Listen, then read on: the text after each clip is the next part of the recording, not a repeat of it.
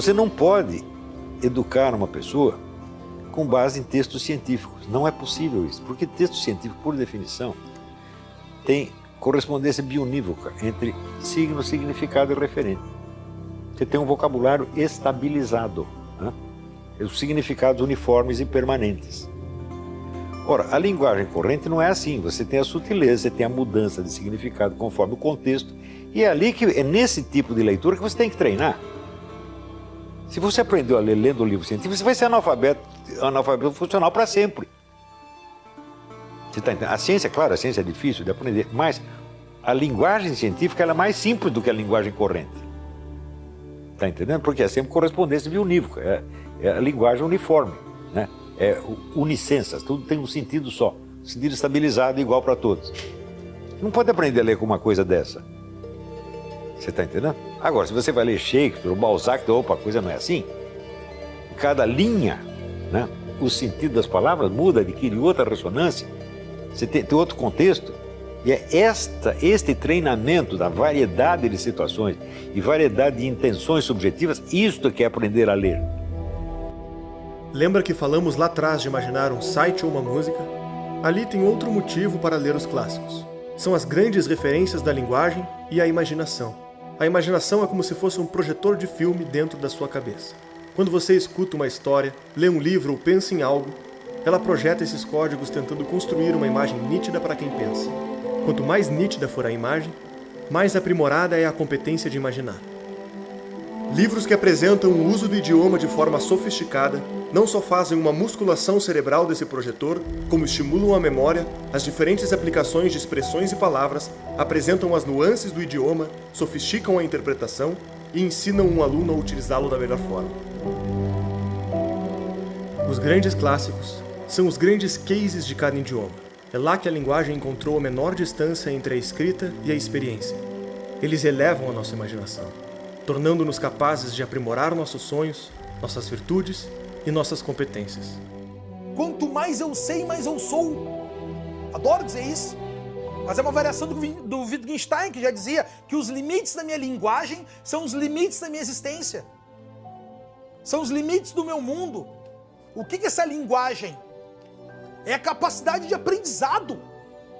É o que eu sei e o que eu faço com o que eu sei. Essa é a beleza do conhecimento. Isso nos faz especial, isso nos faz ir adiante, isso nos faz perseguir a resolução dos problemas. Inteligência para a medicina é capacidade de resolver problemas. E aí eu tenho que chegar diante dos problemas e dizer, quem vai resolver isso? Sou eu. Chamar a autorresponsabilidade para mim, que está tão danificada nos dias de hoje. Todo mundo quer terceirizar a responsabilidade. Todo mundo passa a responsabilidade para o seu inconsciente, para o seu comportamento, para os seus genes, para as suas sinapses cerebrais. Agora tem que tomar um remedinho, que a culpa da minha sinapse não é minha. A culpa é tua. Se tudo isso pode ser considerado um ponto importante desde o início do aprendizado, mais na frente o problema se agrava. Deixa de ser apenas individual e começa a ser social. O analfabetismo funcional impacta grande parte dos brasileiros. Mas o que é analfabetismo funcional? Termo muito utilizado e pouco explicado. O idioma é composto por uma trindade.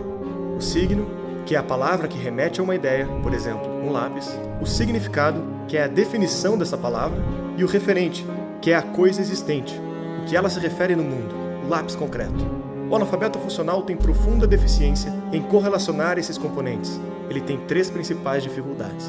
Primeira, ele pode conhecer a palavra e até mesmo a sua definição, mas se vir o fenômeno real na sua frente, sente dificuldade de correlacioná-los. Por exemplo, uma pessoa que conheça a palavra inveja, mas quando alvo de inveja ou invejando alguém, não é capaz de correlacionar as coisas, ou talvez aplique mal as palavras, chamando de inveja fenômenos diferentes, que não correspondem com o seu significado, como medo, raiva e admiração.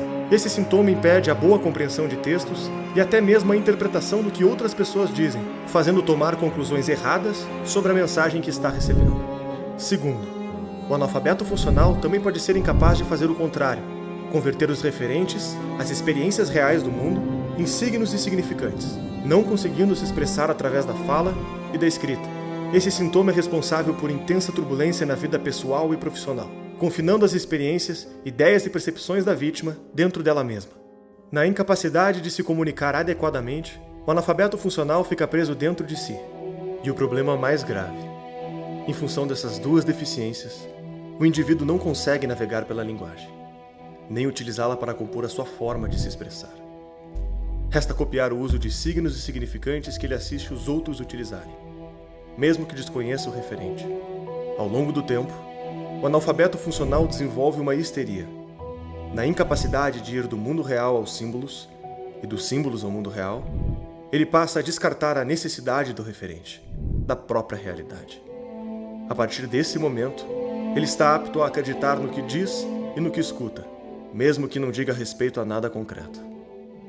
A substituição da realidade por signos vazios faz com que eles sejam preenchidos como crenças, fundindo-se a sua própria personalidade.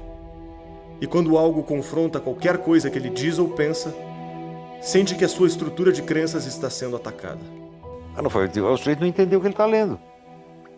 Quer dizer, ele, claro que sabe ler, em princípio, mas não tem a compreensão de texto equivalente ao nível da profissão que ele exerce. Você está entendendo? Quer dizer, chega, por exemplo, sei lá, a general, e ele tem a capacidade de leitura de um recruta. Uma sociedade de analfabetos funcionais constitui um grande risco. As pessoas copiam a opinião das outras sem tentar verificá-las na realidade. Emitem opiniões sobre muitos assuntos, passam a acreditar em praticamente tudo o que dizem, passam a sentir o que dizem e passam a querer agir de acordo com seus sentimentos, criando sonhos, projeções, ambições e militando de acordo com a carga emocional e a aprovação social dos seus discursos.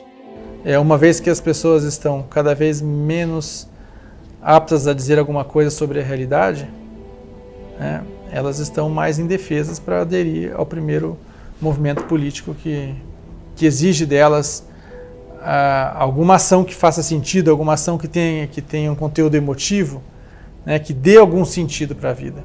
Podemos pegar palavras presentes no debate público para dar exemplos. Instituições, democracia, fascismo. Muitas pessoas as usam sem saber o que são. Aqui essas palavras de fato se referem. Como se organizam no mundo concreto, qual o histórico e os agentes que as envolvem, e o que as diferenciam de fenômenos semelhantes, ou até mesmo, completamente diferentes. Muitas dessas pessoas nem sequer têm familiaridade com essas ideias, mas as articulam por mera imitação. Interpretam os discursos de acordo com a carga emocional que as palavras carregam, e persistem em menosprezar ao que elas estão amarradas.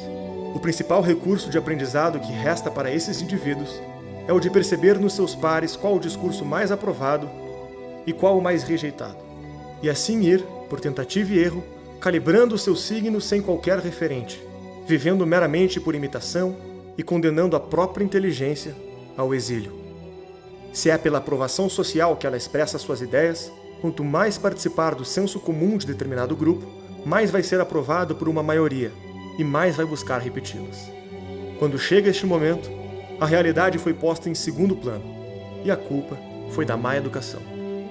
Qual a surpresa de não a valorizarmos?